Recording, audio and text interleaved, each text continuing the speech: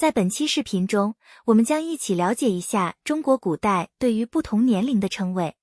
在不同的人生阶段，包括幼年、少年、青年、中年、老年时期，古人都赋予了特定的称谓，比如有我们熟知的孩提、豆蔻、而立、不惑、古稀等等，还有很多不常听说的叫法。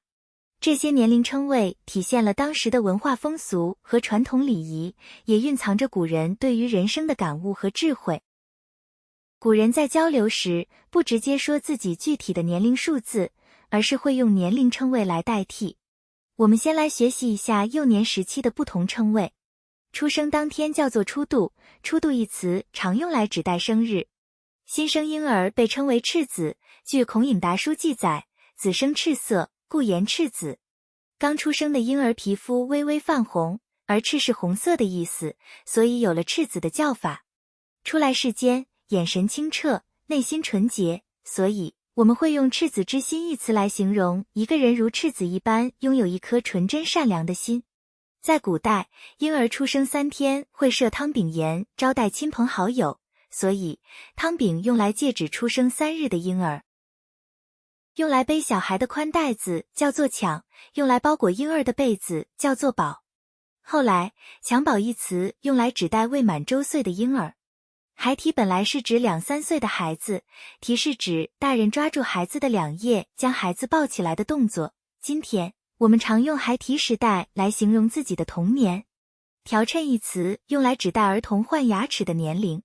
据《韩诗外传》记载，男8月生齿，8岁调齿，女7月生齿，7岁而调齿。因此，调称用来指代7、8岁的儿童。古人常以发型命名年龄，小孩在9岁之前头发自然垂下，不扎辫子，所以3至9岁的孩子称为垂髻。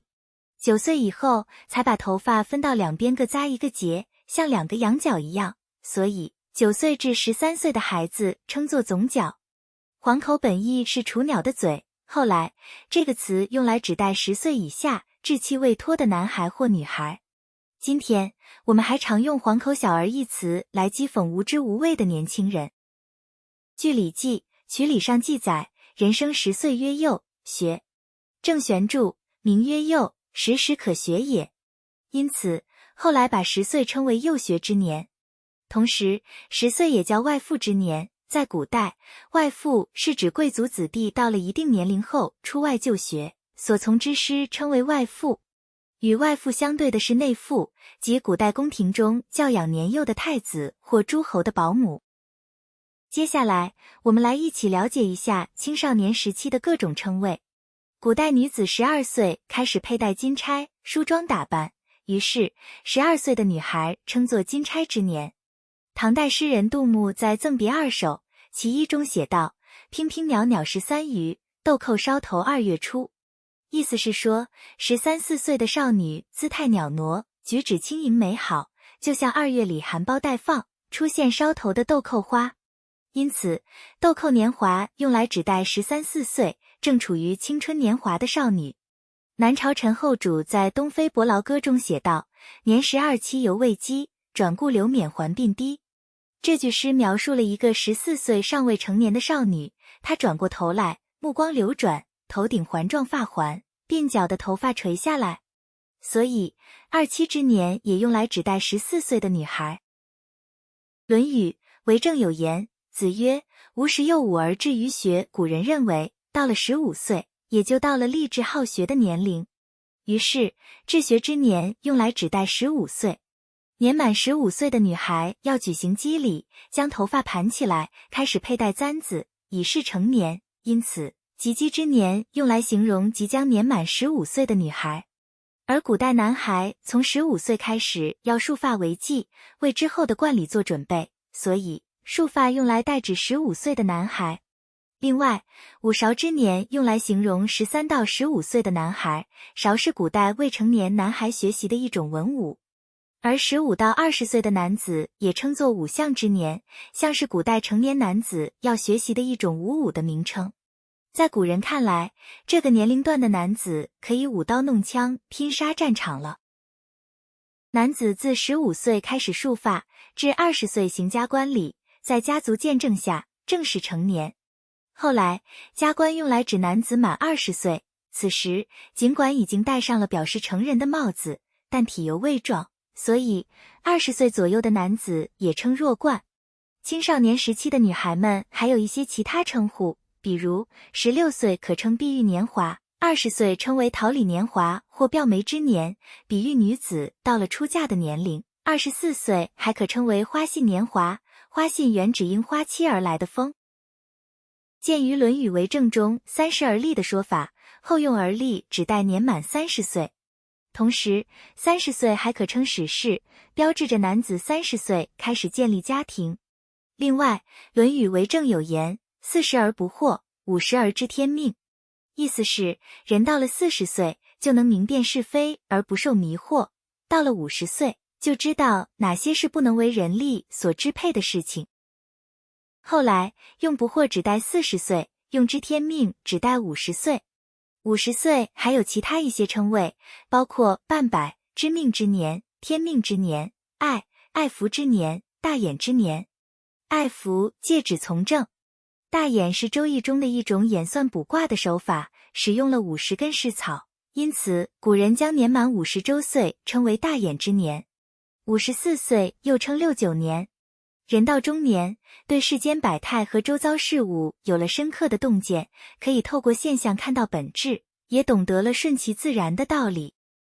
古代有官方赐手杖给老人使用的规定，多大年龄，在什么范围可以用拐杖，在《礼记王志》一文中做了规定：50丈于家，60丈于乡，70丈于国，80丈于朝，90者天子欲有问焉，则就其事。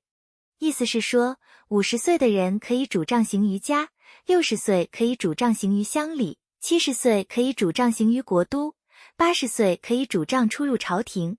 而对90岁的老人，连天子有事要问，也要到老人的家里。《论语为政》有言：“60而耳顺，70而从心所欲不逾矩。”这句话意味着一个人到了60岁，就能够接纳各种意见，不会因为不顺耳的话而产生过度的反应，保持心境平和，不被外界言论所影响。当一个人到了70岁时，就能够自由地顺从内心行事，但仍然保持理性和适度，不会违背道德准则。60岁除了耳顺之外，还有花甲之称。花甲即60甲子，天干地支纪年，顺次组合从甲子到癸亥为60年。同时，60岁也称其丈香之年，夏寿。61岁的生日称作还历寿，按干支纪年法60年为一轮，61岁是新一轮重新算起的时候，故称还历。对于60岁以上的老人，古人有一个敬称叫做高龄，泛称为好寿、白首，长寿老人也称黄发。70岁被称作从心之年、古稀、稀年、悬车之年、仗国之年、治世之年、治政之年。悬车、治世、治政都是一个意思，即辞去官职，归家休养。60岁叫做齐，这时就该意使他人了。80岁叫做茂，因此60岁至80岁的老人统称齐茂之年。77岁称为喜寿，因为草书的喜字形似77。80岁称为散寿，因为散字的草书形似80。80岁也叫涨潮之年，80岁以上可称中寿。88岁称为米寿，因为米字拆开就是88。此外，还含有年事虽高，但食欲旺盛之意。90岁以上可称上寿。耄耋之年泛指80、90岁的老人，尤以90岁居多。这个年龄段还可称为朝梅之年、朝枝之年。台背或冻梨是古人90岁的别称。台是一种鱼，背上的斑纹形似老人的皮肤，而冻梨之皮类似于暮年时期的老年斑。把百字上边的一去掉就是白，百数简易为99，因此99岁有一个雅称叫做白寿。100岁老人称为七夷或人瑞。据《礼记·曲礼》上记载，100年曰七夷。郑玄注：七，犹要也，夷，养也。不知衣服食味，孝子要尽养道而已。意思是人至100岁，饮食起居需要孝子照养，所以100岁称作七夷。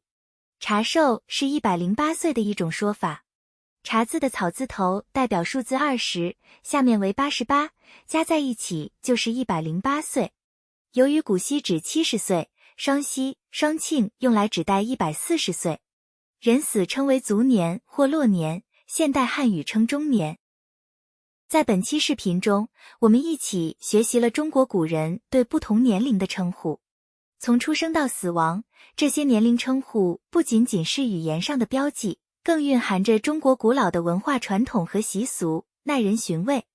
希望本期视频能够带给大家一些启发和灵感。如果你喜欢以上内容，请记得帮我们点赞。欢迎订阅我们的频道，以观看更多的优质双语教育内容。